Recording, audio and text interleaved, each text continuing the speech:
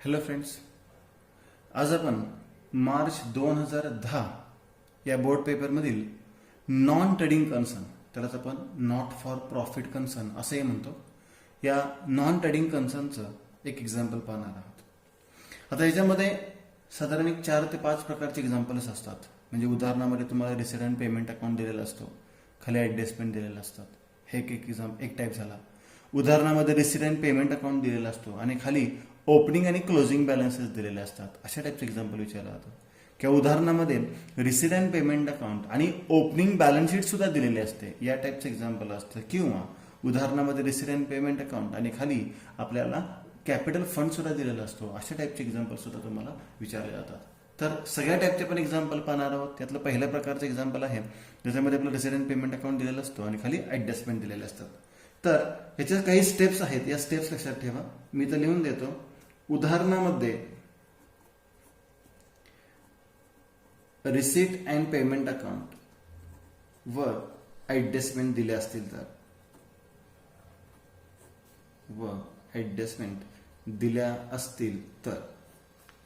तर काय काय आपल्याला करायचे, नोट्स लक्षात ठेवायचे. तर सर्वप्रथम नंबर 1, ओपनिंग बॅलन्स शीटचे 2 इफेक्ट करावेत.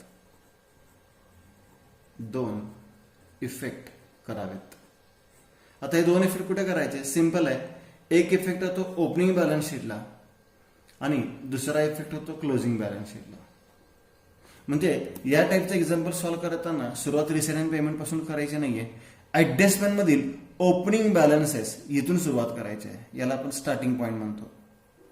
म्हणजे या टाईपच्या एक्झाम्पलची सुरुवात करताना आपण इथून एक्झाम्पल सॉल्व्ह करायला सुरुवात करायची आहे. बऱ्याच विद्यार्थ्यांना हेच लक्षात येत नाही की एक्झाम्पल सॉल्व्ह करायला सुरुवात कुठून करायची आहे. तर 1/4/2006 हे 31 मार्च 2007 वर्ष इयर एंडिंग दिले. म्हणजे सुरुवात कधी असणार आहे 1 मार्च 2006. ह्याचे जे बॅलन्सेस दिलेले आहेत लँड अँड बिल्डिंग आणि फर्निचर, ह्याचे 2 इफेक्ट करायचे. कुठे? ओपनिंग बॅलन्स शीटला आणि क्लोजिंग बॅलन्स शीटला. मग काही वेळेस लँड अँड बिल्डिंग फर्निचर सोबत बँक लोन सुद्धा दिलं जातं. म्हणजे एखादी लायबिलिटी सुद्धा दिली असते आणि एखादी ॲसेट सुद्धा दिलेले असते. आता इथे ॲसेट दिलेले आहेत. मग ह्याचे किती इफेक्ट करायचे? आपल्याला 2 इफेक्ट करायचे. त्यानंतर नंबर 2, रिसीट अँड पेमेंट अकाउंटचे पोस्टिंग करावे. रिसीट अँड पेमेंट अकाउंटचे पोस्टिंग करावे. आता हे पोस्टिंग करताना पहिल्यांदा रिसीट बाजूचं पोस्टिंग करायचं आहे. रिसीट साईडचा पहिला आयटम असतो, कोणता असतो? To balance brought down. हा आयटम आहे, हा ओपनिंग बॅलन्स शीटच्या ॲसेटला जातो. त्याच्यानंतर इतर ज्या रिसीट्स आहेत, म्हणजे जे इतर जे उत्पन्न आहे, इतर रिसीट्स, अदर रिसीट्स, या आपण एकतर ओपनिंग बॅलन्स शीटला दाखवू शकतो किंवा इन्कम साईडला दाखवू शकतो किंवा क्लोजिंग बॅलन्स शीटच्या लायबिलिटी साईडला दाखवू शकतो. बघा, वेगवेगळे पॉईंट सांगितलेत मी. एक तर मी कुठे सांगितले? ओपनिंग बॅलन्स शीटच्या ॲसेटला दाखवू शकतो, इथे दाखवलं त्या पद्धतीने, किंवा इन्कमला दाखवू शकतो, किंवा क्लोजिंग बॅलन्स शीटच्या लायबिलिटी साईडला दाखवू शकतो. आणि जर डेबिट साईडला, रिसीट साईडला टू बॅलन्स कॅरी डाऊन दिलाच, शक्यतो देत नाहीत, हा ओव्हरड्राफ्ट बॅलन्स म्हणतो आपण, तर तो क्लोजिंग बॅलन्स शीटच्या लायबिलिटी साईडला दाखवतात. आता हे जर तुमच्या लक्षात आलं तर पेमेंटचं पोस्टिंग तुम्ही मला निश्चितपणे सांगू शकता. पेमेंटचं पोस्टिंग याच्या बरोबर अपोजिट असणार आहे. पेमेंट साईडला जर पहिल्याच वेळेला तुम्हाला बाय बॅलन्स ब्रॉट डाऊन दिला असेल, म्हणजे क्रेडिट साईडला बाय बॅलन्स ब्रॉट डाऊन दिला असेल, तर त्याला बँक ओव्हरड्राफ्ट म्हणतात. आणि हा ओपनिंग बॅलन्स आहे, म्हणून ओपनिंग बॅलन्स शीटच्या लायबिलिटी साईडला दाखवतात. त्याच्यानंतर जे पेमेंटचे इतर काही ऑप्शन्स असतील, इतर काही घटक असतील, तर ते कुठे दाखवतात? तर याचं पोस्टिंग दाखवताना ओपनिंग बॅलन्स शीटच्या लायबिलिटीला किंवा एक्सपेंडिचर साईडला किंवा क्लोजिंग बॅलन्स शीटच्या ॲसेट साईडला. आणि शेवटी बाय बॅलन्स कॅरीड डाऊन, म्हणजे क्लोजिंग बॅलन्स दिला असेल तर तो क्लोजिंग बॅलन्स शीटच्या ॲसेटला. आता बऱ्याच विद्यार्थ्यांना हे खूप किचकट वाटलं असेल, काय काय लिहून दिलेलं आहे. तर एवढा किचकट किंवा एवढा अवघड करण्याची काही गरज नाहीये. अगदी सिंपल पद्धतीने, अगदी सोप्या पद्धतीने मी हे पॉईंट्स तुम्हाला सांगणार आहे. फक्त ही नोट तुमच्याकडे असावी म्हणून मी हे लिहून देतोय. नंबर 3, प्रत्येक ऍडजस्टमेंटचे 2 इफेक्ट करावेत. प्रत्येक ऍडजस्टमेंटचे 2 इफेक्ट करावेत. 2 इफेक्ट म्हणतो आपण. 2 इफेक्ट करावेत. झालं. आणि यानंतर शेवटची स्टेप येते क्लोजिंग. आता क्लोजिंग करताना काय करायचंय, प्रथम ओपनिंग बॅलन्स शीट क्लोज करायची. ओपनिंग बॅलन्स शीट क्लोज करा. त्याचा फरक जो येईल त्याला कॅपिटल फंड म्हणतो. आणि हा कॅपिटल फंड क्लोजिंग बॅलन्स शीटला पाठवा. क्लोजिंग बॅलन्स शीटला पाठवा. बघा, पहिल्यांदा काय करायचं, ओपनिंग बॅलन्स शीट क्लोज करायची. फरक येईल त्याला कॅपिटल फंड म्हणतो, तो क्लोजिंग बॅलन्स शीटला पाठवायचा. नंतर receipt and payment account close करायचं आहे. सॉरी, इन्कम अँड एक्सपेंडिचरचे पोस्टिंग करायचे, क्लोज करायचं income and expenditure. Income and एक्सपेंडिचरला डेबिटला फरक आला तर तो सरप्लस असतो, हा कॅपिटलमध्ये ऍड करतात. आणि जर डेफिसिट आला तर कॅपिटलमधून लेस करतात. आणि सर्वात शेवटी क्लोजिंग बॅलन्स शीट टॅली होते.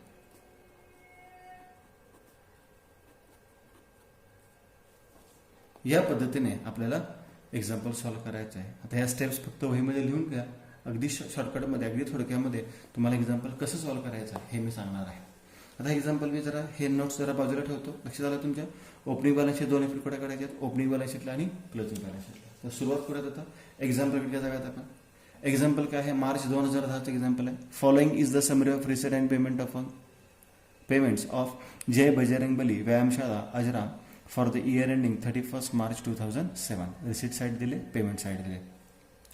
जय Bajrangbali Vyayamshala has 4,500 members paying annual subscription of ₹40 each. Provide outstanding सॅलरीचे ऍडजस्टमेंट आहे. याचे टिक मार्क मी सॅलरीला करतो. पेमेंट साईडला सॅलरी आहे. पहिली ऍडजस्टमेंट सबस्क्रिप्शनची होती. आता सबस्क्रिप्शन 2 वर्षात दिले. आपल्याला 2006-07चं पाहिजे, मग 6-7ला मी टिक मार्क करतो. त्यानंतर 1/4/2006चे म्हणजे ओपनिंग बॅलन्स दिलेले आहेत, त्याचे काही टिक मार्क मी करत नाही, पण त्याच्यावर डेप्रिसिएशन आहे म्हणजे इनर कॉलमला घ्यायचं, लक्षात ठेवा. इंटरेस्ट ऑन इन्व्हेस्टमेंट, इथे इन्व्हेस्टमेंट आहे, इन्व्हेस्टमेंटला मी टिक मार्क करतो. इंटरेस्ट आहे, मी इंटरेस्टला सुद्धा टिक मार्क करून ठेवतो. कॅपिटल फंड, आता हा कॅपिटल फंड दिलाय. बऱ्याच विद्यार्थ्यांना वाटतं कॅपिटल फंड दिला असेल तर आपण ओपनिंग बॅलन्स शीट करायची की नाही. तर माझं असं म्हणणं आहे की ओपनिंग बॅलन्स शीट करा. तुम्ही वर्किंग नोटमध्ये करा हवं तर, म्हणजे तुमच्या लक्षात येईल. जर आपलं एक्झाम्पल चुकलं तर काय चुकलेलं आहे आपल्या लक्षात येण्यासाठी ही ओपनिंग बॅलन्स शीट तुम्ही तयार करू शकता. हा कॅपिटल फंड दिलेला असताना सुद्धा आपण ओपनिंग बॅलन्स शीट करणार आहोत. आणि 50% एंट्रन्स फीज कॅपिटलच काय सांगितले, मग एंट्रन्स फीजला मी टिक मार्क करतो. बाकी आता इथे स्पेसिफिक कुठले ऍडजस्टमेंट नाही, ऍडजस्टमेंटचे सगळे टिक मार्क करून ठेवलेले आहेत. मी सांगितल्याप्रमाणे एक्झाम्पल सॉल्व्ह करायची सुरुवात कुठून करतो आपण, ओपनिंग बॅलन्स शीट. मग ओपनिंग बॅलन्स शीटचे जे आयटम आहेत, ओपनिंग बॅलन्सेसचे जे 2 आयटम आहेत ते ओपनिंग बॅलन्स शीटला आणि क्लोजिंग बॅलन्स शीटला दाखवतात. आता दाखवूयात आपण लँड अँड बिल्डिंग आणि फर्निचर. पहिल्यांदा मी कुठे दाखवणार आहे, ओपनिंग बॅलन्स शीटला. बघा, लँड अँड बिल्डिंग मी आउटरला दाखवतो 60,000 आणि फर्निचर मी आउटरला दाखवतो 46,000. मी मगाशी सांगितलेलं आहे. समजा इथे एखादी लायबिलिटी दिली, बँक लोन समजा दिला असेल तर ते बँक लोन तुम्ही कुठे दाखवू शकता, लायबिलिटी साईडला दाखवू शकता. ऍसेट असेल तर ऍसेटला, लायबिलिटी असेल तर लायबिलिटी साईडला. हा एक इफेक्ट झाला. आपल्याला याचे किती इफेक्ट करायचे आहेत, 2. कुठे कुठे करायचे आहेत, ओपनिंग बॅलन्स शीटला, आणि दुसरा इफेक्ट कुठे करायचा आहे, क्लोजिंग बॅलन्स शीटला. मग याचा दुसरा इफेक्ट क्लोजिंग बॅलन्स शीटला दाखवूयात. मग क्लोजिंग बॅलन्स शीटच्या ॲसेटला लँड अँड बिल्डिंग किती रुपये आहे, 60,000 रुपये, 60,000. इनर कॉलमला घेतले, 1 वर डेप्रिसिएशनची जागा सोडली. फर्निचर 46,000, 46,000 इनर कॉलमला घेतलेले आहे आणि 1 वर जागा सोडलेली आहे. बरोबर. डेप्रिसिएशनचे ऍडजस्टमेंट नंतर करणार आहोत आपण, फक्त ओपनिंग बॅलन्सचे केले. आता यानंतर रिसीट आणि पेमेंटचं पोस्टिंग करायचं आहे. आता मगाशी मी तुम्हाला सांगितलेलं आहे, या स्टेप्स पण मी इथं समोर लक्षात ठेवतो, पण याच्यामध्ये काही घटक खूप सोपे आहेत. काय लक्षात ठेवायचं तुम्हाला, रिसीटची सुरुवात ही नेहमी टू बॅलन्स ब्रॉट डाऊन, म्हणजे कशाने होते, ओपनिंग बॅलन्सने होते. याला कॅशचा ओपनिंग बॅलन्स म्हणतो. आता कॅशचा ओपनिंग बॅलन्स आहे म्हणजे कुठे दाखवणार आपण, ओपनिंग बॅलन्स शीटच्या ॲसेटला. कुठे दाखवायचं आहे, ओपनिंग बॅलन्स शीटच्या ॲसेटला कॅश दाखवायचे आहे. किती रुपये कॅश आहे? 41,600 रुपये. 41,600 रुपये ओपनिंग बॅलन्स शीटच्या ऍसेटला दाखवलेले आहे.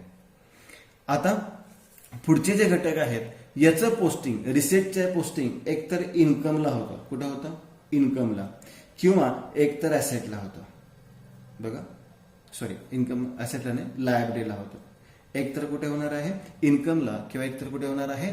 लायबिलिटी साईडला. परत एकदा लक्षात घ्या, रिसिटचं पोस्टिंग कुठे होणार? एकतर इन्कमला किंवा एकतर कुठे होणार आहे? लायबिलिटीला. आणि जर ओपनिंग बॅलन्स शीटला गेलं, जर हे पोस्टिंग ओपनिंग बॅलन्स शीटला गेलं तर ते कुठे दाखवणार आहे? ऍसेटला दाखवणार आहे. तर आता इन्कमचं पोस्टिंग इन्कमला किंवा लायबिलिटी साईडला दाखवूयात. बघूयात आता पुढचा आयटम कुठला आहे? सबस्क्रिप्शन. सबस्क्रिप्शन मागच्या वर्षीचं आहे आणि चालू वर्षाचं आहे. हे मागील वर्षाचं आहे, त्याचा विचार करू नका. आता चालू वर्षाचा, चालू वर्षाची वर्गणी इन्कम आहे आपला. चालू वर्षाचं सबस्क्रिप्शन इन्कम साईडला दाखवूयात. बाय सबस्क्रिप्शन, त्याला एक टिक मार्क आहे. इनर कॉलमला घेतलं 1,60,000 आणि एक ओळ जागा सोडली. आता मागील वर्षाचं सबस्क्रिप्शन कुठे दाखवायचं असतं तर त्याची एक नोट तुम्हाला मी इथं लिहून देतो. बघा, रिसिट साईडला जर तुम्हाला 3 वर्षाचे रिसिट दिले असतील, मी याला म्हणतो प्रिव्हियस इयर म्हणजे मागील वर्ष, करंट इयर चालू वर्ष, आणि नेक्स्ट इयर म्हणजे पुढील वर्ष. मागील वर्ष, चालू वर्ष आणि पुढील वर्ष. मागील वर्षीचे असेल, चालू वर्षाचे असेल आणि पुढील वर्षाचे. चालू वर्षाचे आपण इन्कमला दाखवतो. आता मागील वर्षाचे कुठे दाखवणार? ओपनिंग बॅलन्स शीटच्या ऍसेटला. आता हे ओपनिंग बॅलन्स शीटच्या ऍसेटला का? तर हे उत्पन्न आहे आणि हे उत्पन्न मागील वर्षाचं उत्पन्न या वर्षी मिळालं म्हणजे मागील वर्षी हे आपलं काय होतं? एने होतं. एने आणि देण्यातला फरक तुम्हाला माहिती आहे. एने म्हणजे ऍसेट, देणे म्हणजे लायबिलिटी. मागील वर्षी एने होते म्हणजे मागील वर्षीच्या म्हणजे ओपनिंग बॅलन्स शीटच्या एने बाजूला म्हणजे कुठल्या बाजूला? ऍसेट साईडला. मग ओपनिंग बॅलन्स शीटच्या ऍसेट साईडला लिहायचं आहे. काय म्हणून दाखवायचं आहे? Outstanding subscription. ओपनिंग बॅलन्स शीटच्या ऍसेटला आउटस्टँडिंग सबस्क्रिप्शन 4,120 रुपये. याचा दुसरा इफेक्ट कुठेही नाही. आणि चालू पुढील वर्षाचं दिलं असेल तर त्याला ऍडव्हान्स म्हणतो आणि ऍडव्हान्स कुठे दाखवतो? क्लोजिंग बॅलन्स शीटच्या लायबिलिटी साईडला. पण पुढील वर्षाचं सबस्क्रिप्शन उदाहरणामध्ये दिलेलं नाही. हे रिसिटचं, हे त्याला मी 3 स्टार करतो. हे जे पोस्टिंग आहे हे तुम्ही परफेक्ट लक्षात ठेवायचं आहे. हवं तरी पाठ करून ठेवा. बऱ्याच विद्यार्थ्यांना सुरुवातीला हे अवघड वाटेल पण नंतर प्रॅक्टिसने सोपं होऊन जाईल. आता पेमेंट बघूयात. मग पेमेंट तुम्ही मला सांगू शकता कुठे कुठे दाखवणार? प्रिव्हियस इयरचा, करंट इयरचा आणि नेक्स्ट इयरचा. रिसिट असेल ओपनिंग बॅलन्स शीट ऍसेटला, पेमेंट कुठे येणार? मग ओपनिंग बॅलन्स शीटच्या लायबिलिटी साईडला. करंट इयरचा इन्कमला रिसिट दाखवतो. करंट इयरची पेमेंट कुठे दाखवणार? मग आपण एक्सपेंडिचरला. आणि नेक्स्ट इयरचे कुठे दाखवतो? क्लोजिंग बॅलन्स शीटच्या लायबिलिटीला. म्हणजे नेक्स्ट इयरचे पेमेंट कुठे दाखवणार? क्लोजिंग बॅलन्स शीटच्या ऍसेटला. हे तुम्ही लक्षात ठेवायचं आहे. या पद्धतीने आपल्याला हीच जास्त सर्वात महत्वाची ऍडजस्टमेंट जी मुलांना टफ जाते ती हीच ऍडजस्टमेंट आहे, हेच पोस्टिंग आहे. झालं. आता सबस्क्रिप्शनची सुरुवात केली आपण. मागच्या वर्षीचं कुठं दाखवलं? ओपनिंग बॅलन्स शीटच्या ऍसेटला. चालू वर्षाचं कुठं दाखवलं? इन्कमला. एकच इफेक्ट दाखवायचा आहे, ऍडजस्टमेंट नाहीये त्यामुळे दुसरा इफेक्ट करायचा नाहीये. टू डोनेशन, आता एक लक्षात घ्या, फक्त डोनेशन म्हणजे फक्त देणगी मिळाली तर ते उत्पन्न आहे. बघा मी काय सांगितलं? डोनेशन, फक्त डोनेशन मिळालं असेल तर ते उत्पन्न आहे. पण डोनेशन जर स्पेसिफिक पर्पजसाठी असेल तर ती लायबिलिटी आहे. हवं तर त्याची एक नोट लिहून देतो मी. याच्यामध्ये ज्या नोट आहे त्या नोट सगळ्या लिहून ठेवायच्या तुम्ही. Donation for specific purpose, donation for specific purpose dash liability. म्हणजे डोनेशन फॉर काय आहे? बिल्डिंग आहे. म्हणजे ही जी देणगी आहे ही इतर कोणत्याही कारणासाठी वापरता येणार नाही आपल्याला, त्यामुळे ते उत्पन्न दाखवून चालणार नाहीये. ज्यावेळेस आपण इमारत बांधकाम करण्यासाठी घेणार आहोत त्याच कारणासाठी आपण हे डोनेशन वापरू शकतो. मग ही लायबिलिटी आहे. जेव्हा इमारत बांधणार आपण तेव्हा ही रक्कम आपल्याला देणे असणार. मग बॅलन्स शीटच्या लायबिलिटी साईडला लिहूयात donation for building. Donation for building. किती आहे डोनेशन फॉर बिल्डिंग? 50,000 रुपये, 50,000 रुपीज. झालं. पुढचा आयटम आहे रिसीट फ्रॉम एंटरटेनमेंट. आता रिसीट आहे म्हणजे उत्पन्न आहे. कुठे दाखवणार आपण? इन्कमला. By receipt from entertainment. Receipt from entertainment. आता आयटम आउटरला घेण्याच्या ऐवजी मी इनर कॉलमला घेतो 36,440 आणि एक जागा सोडतो. का इनर कॉलमला घेतलेला आहे तर याच्यावरचा स्पेसिफिक खर्च आपल्याला पेमेंट साईडला दिलाय, तो ह्याच्यातून आपण वजा करू शकतो म्हणून तो आपण इनर कॉलमला घेतलाय. इंटरेस्ट इन्कमच आहे, बाय इंटरेस्ट 3,240 टिक मार्क आहे म्हणून इनर कॉलमला घेतली, एक जागा सोडली. आणि एंट्रन्स फीज, आता एंट्रन्स फीज माहित आहे मी सांगितलंय आणि वारंवार सांगणार आहे. Entrance fees, life membership fees, legacy याच्यावर जर ऍडजस्टमेंट असेल तरच इन्कमला घ्या, ऍडजस्टमेंट नसेल तर कॅपिटलमध्ये ऍड करा. मग एंट्रन्स फीज ऍडजस्टमेंट आहे म्हणून इन्कमला घेतलेले आपण, ऍडजस्टमेंट नसती तर कॅपिटलमध्ये ऍड केले असते. एंट्रन्स फीज इनर कॉलमला घेतले 45,000 45,000. रिसिटचं पोस्टिंग संपलंय. आता हे पोस्टिंग कुठं कुठं गेलं लक्षात आलं असेल तुमचं. हे ओपनिंग बॅलन्स शीटच्या ॲसेटला गेले, हे इन्कमला गेले, हे क्लोजिंग बॅलन्स शीटच्या लायबिलिटी साईडला गेले आणि हे इन्कमला आलेलं आहे.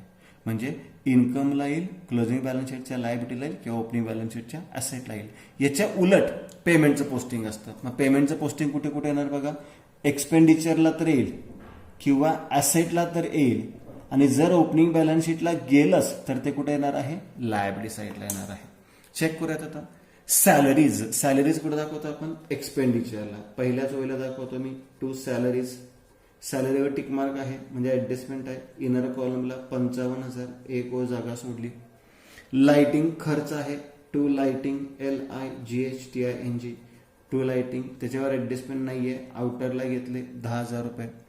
जनरल एक्सपेन्सेस खर्चच आहे, टू जनरल एक्सपेन्सेस, किरकोळ खर्च म्हणतो आपण. हा जनरल रिझर्व नाहीये, जनरल एक्सपेन्सेस आहेत 15,360, आउटरलाच घेतले 15,360. एंटरटेनमेंट एक्सपेन्सेस हा सुद्धा खर्चच आहे पण तो एक्सपेंडिचरला लिहिण्याऐवजी मी या रिसिटमधून काय करू शकतो, लेस एंटरटेनमेंट एक्सपेन्सेस, लेस एंटरटेनमेंट एक्सपेन्सेस किती रुपये आहे, 25,800 रुपये वजा करायचे. वजाबाकी आउटरला घेऊयात.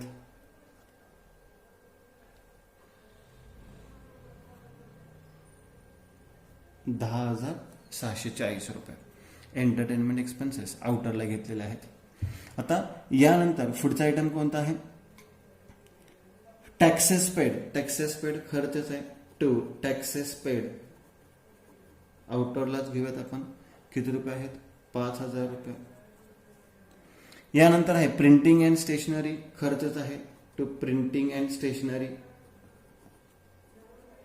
टू प्रिंटिंग अँड स्टेशनरी 9,440 रुपये, 9,440 रुपये. यानंतर पुढचा आयटम, याच्यामध्ये बऱ्याच मुलांची चूक होते. एक्झाम्पल टॅली होतं पण एक्झाम्पल टॅली झालं म्हणजे बरोबर आहे असं नाहीये. तर याच्यामध्ये काय चूक होऊ शकते हे लक्षात घ्या.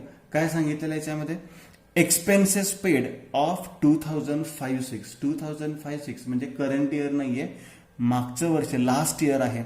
चालू वर्षाचे एक्सपेन्स असतील तर तुम्ही एक्सपेंडिचर दाखवायचे, मागच्या वर्षीचे असतील तर हे मागच्या वर्षी काय असणार आहे, देणे असणार आहे. बघा हे मागच्या वर्षी येणे होतं म्हणजे ओपनिंग बॅलन्स शीटच्या ॲसेटला आणि हे मागच्या वर्षीचं देणे आहे म्हणजे क्लोजिंग बॅलन्स शीटच्या लायबिलिटी साईडला दाखवायचे 24,000 रुपये.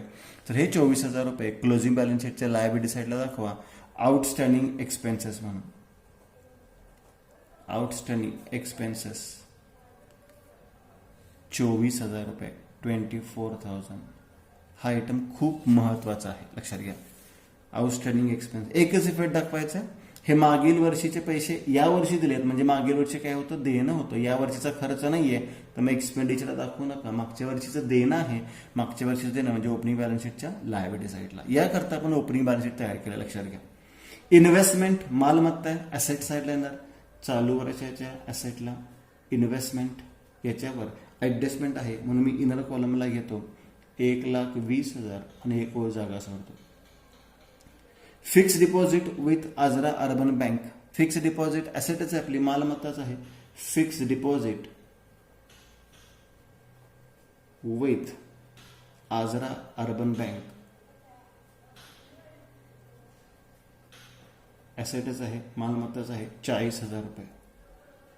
आणि सर्वात शेवटी बाय बॅलन्स कॅरी डाऊन म्हणजे क्लोजिंग बॅलन्स आहे.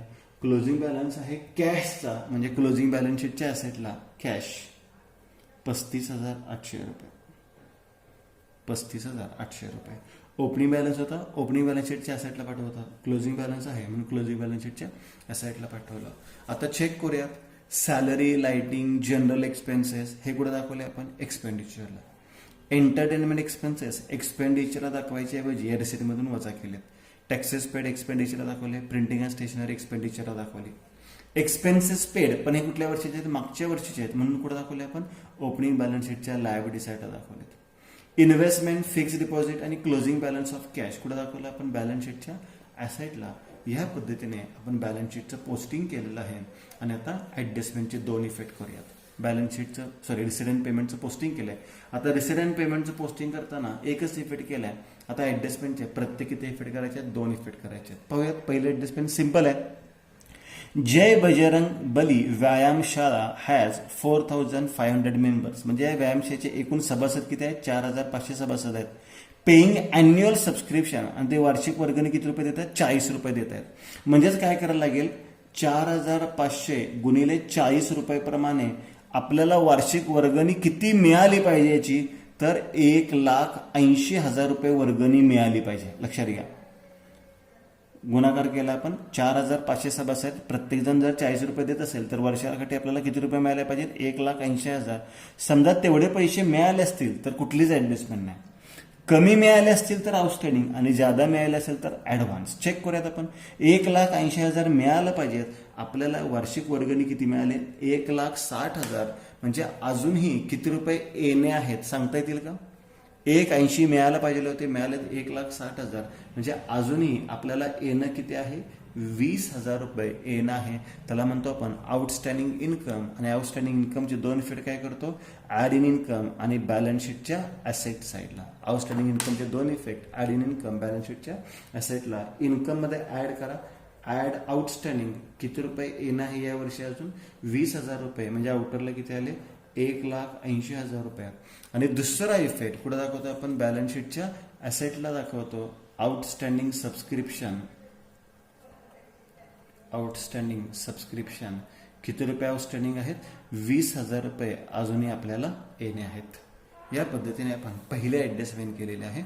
सिंपल ऍडजस्टमेंट आहे. 4,500 सभासद 40 रुपये प्रमाणे आपल्याला 1,80,000 येणे होते. त्यातले 1,60 मिळालेले आहेत म्हणजे 20,000 रुपये येणं आहे. Outstanding income, add in income, balance sheet, asset side. दुसरं ऍडजस्टमेंट त्याच्या उलट आहे. Provide for outstanding salary. आता outstanding expenses add in income, outstanding income होता, ऍड इन इन्कम बॅलन्स शीटच्या ॲसेटला. आउटस्टँडिंग एक्सपेन्सेस ऍडच करतो आपण. सॅलरीमध्ये सुद्धा ऍड करा. Add outstanding. आता सॅलरीचे किती रुपये आहेत? आउटस्टँडिंगचे 5,000 रुपये. बेरीजच करा आउटरला एक्सपेन्सेस. दुसरा इफेक्ट बॅलन्स शीटच्या लायबिलिटी साईडला आउटस्टँडिंग सॅलरीज. कोणते आउटस्टँडिंग असेल ऍडच करतो आपण. आउटस्टँडिंग सॅलरीज किती रुपये? आउटस्टँडिंग सॅलरीज आहेत 5,000 रुपये. आउटस्टँडिंग नेहमी ऍड करतो. इथे 5,000च ऍड केलेत आणि इथे आउटस्टँडिंग 5,000 रुपये दाखवलेले आहेत. पुढच्या ऍडजस्टमेंटचा एक पार्ट केलाय आपण, बरोबर का? एक पार्ट केलेला आहे लँड अँड बिल्डिंग आणि फर्निचरचा. डेप्रिसिएशनचा पार्ट राहिलाय. काय करतो डेप्रिसिएशन? आपण नेहमी लेस करतो आणि कुठे दाखवतो? एक्सपेंडिचरला दाखवतो. कुठे दाखवतो? एक्सपेंडिचरला. To less depreciation at 10%. 60,000चा 10% किती येणार आहे? 6,000. आउटरला राहिले किती? 54,000. आणि फर्निचर मधून सुद्धा लेस करा. लेस डेप्रिसिएशन ऍट 10%. 46,000चा 10% किती येणार आहे? 4,600. म्हणजे आउटरला किती रुपये आलेले आहेत? 41,400 रुपये. बरोबर. 2 इफेक्ट केले आपण. पहिला इफेक्ट काय केलाय? लेस केलाय. आणि दुसरा इफेक्ट कुठे दाखवणार? एक्सपेंडिचरला. To depreciation on. अंडरलाईन करा. हे डेप्रिसिएशन कशा कशावर आहे? लँड अँड बिल्डिंगवर आहे. लँड अँड बिल्डिंगवर किती रुपये डेप्रिसिएशन कॅल्क्युलेट केले? 6,000 रुपये. अजून कशावर आहे? फर्निचरवर डेप्रिसिएशन कॅल्क्युलेट केले. फर्निचरवर किती आहे? 4,600 रुपये आहे. म्हणजे आउटरला एकूण डेप्रिसिएशन किती रुपये आलेलं आहे? 10,600 रुपये एकूण डेप्रिसिएशन आलेलं आहे. बघा, डेप्रिसिएशन सिंपल ऍडजस्टमेंट आहे. लेस फ्रॉम ॲसेट आणि एक्सपेंडिचर साईड. पुढची ऍडजस्टमेंट आहे interest on investment ₹2000 is not received म्हणजे आउटस्टँडिंग इन्कम, आणि नॉट पेड असेल तर आउटस्टँडिंग एक्सपेन्सेस. नॉट रिसिव्ड म्हणजे काय, आउटस्टँडिंग इन्कम. मग आउटस्टँडिंग इन्कमचे दोन इफेक्ट काय करतो आपण, ऍड इन इन्कम आणि बॅलन्स शीटच्या ऍसेट साईडला. ऍड इन इन्कम आणि बॅलन्स शीट ऍसेट साईड. मग इन्कम साईडला जाऊयात. इंटरेस्ट आहे त्याच्यामध्ये ऍड आउटस्टँडिंग किती रुपये सांगितलेत, आउटस्टँडिंग ₹2000.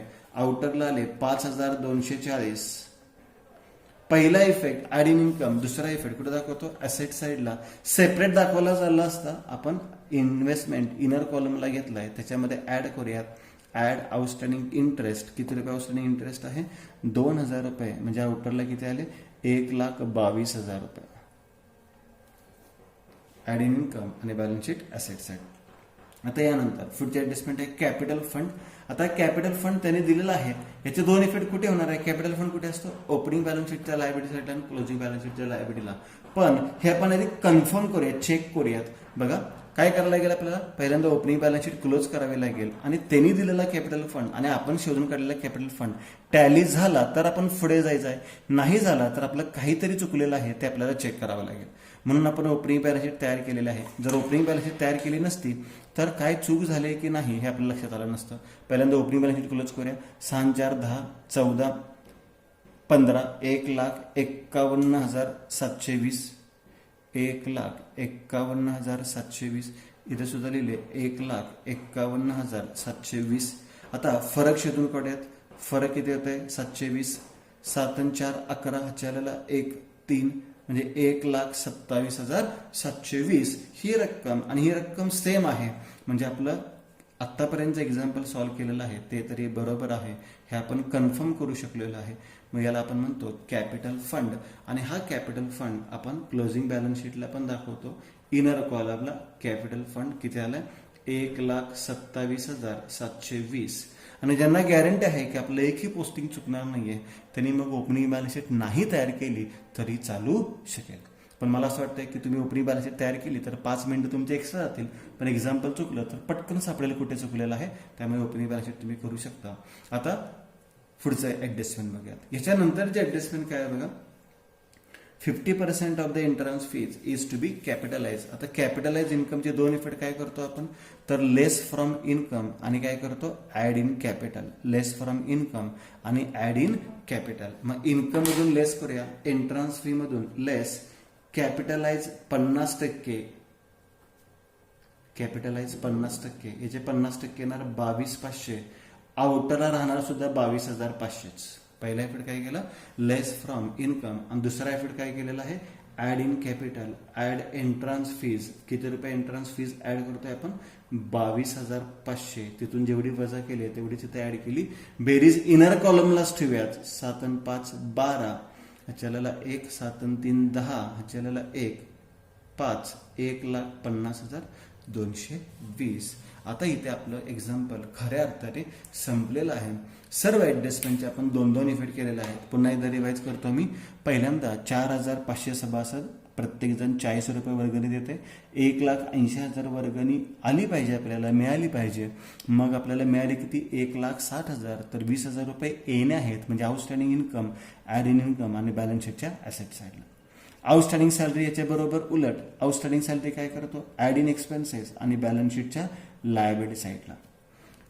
याची सुरुवातच केली होती आपण ओपनिंग बॅलन्स शीटला, क्लोजिंग बॅलन्स शीटला, त्यामुळे हे ऍडजस्टमेंट करायची काही गरज नाही. परत एकदा डेप्रिसिएशन काय करतो आपण, लेस फ्रॉम असेट आणि एक्सपेंडिचर साईडला.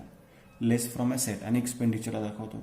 Interest on investment is not received सांगितलं, म्हणजे outstanding income, add in income आणि बॅलन्स शीटच्या असेटला ऍडच केलेला आहे, दोन्ही ठिकाणी ऍड केलेला आहे.